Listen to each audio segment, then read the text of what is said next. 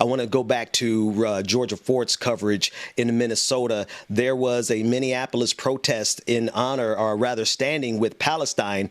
Minneapolis shows solidarity with Palestinians in an emergency protest amidst Israeli raids on the Al-Aqsa Mosque and attacks towards Palestinian worshipers during the holy month of Ramadan. Now, we haven't been doing much coverage of this, but this was a flashpoint in Minneapolis specifically, and Georgia Fort got coverage. Let's take a look at it.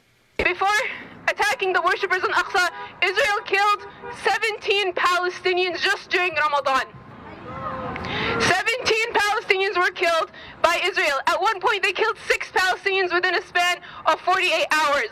We're out here protesting against Israeli aggression against Al-Aqsa Mosque, which was desecrated and continues to be desecrated by Israeli forces during the holy month of Ramadan.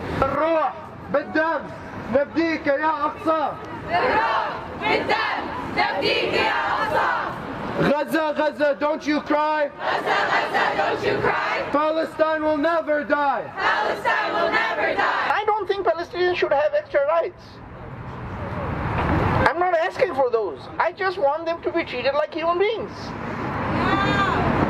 So imagine a mosque being invaded and attacked by hundreds of armed thugs.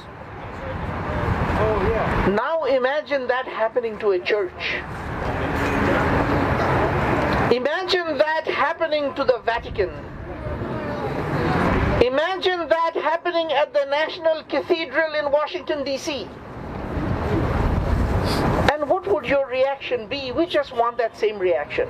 One of the things that we saw with Ukraine is that people can care about issues that are not in the U.S. They can care about issues that are overseas that don't directly impact them. And so we're saying, hey, if you can care about the Ukraine, then you can care about Palestine. And especially, again, considering the fact that the U.S. plays a pivotal role in Israeli occupation with the funding of $3.8 billion annually. No more violence, no more crime. No more violence, no more crime. Israel out of Palestine. Israel out of Palestine. Israel is in a losing battle. Wallahi, I'm not just saying this. I'm not bluffing. All right? We have Palestinians resisting against one of the most powerful armies in the world with rocks, and they were able to drive out Israeli soldiers from Al-Aqsa. Israel is in a losing battle in the public image, and so they are desperate, and they're doing everything that they can to stifle Palestinian resilience. Shout out to Georgia Fort for being there and getting that footage and that coverage there in Minneapolis of an emergency protest standing in solidarity with the people of Palestine.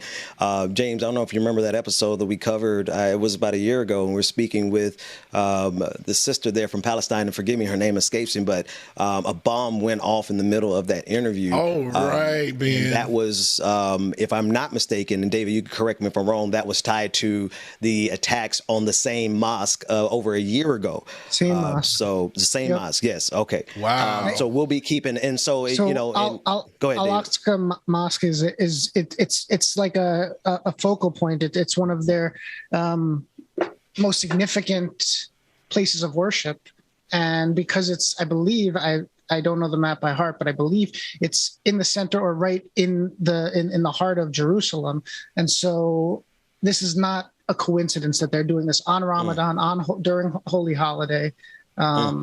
And I love, I when that brother in the video said, I'm not asking for extra rights or special treatment.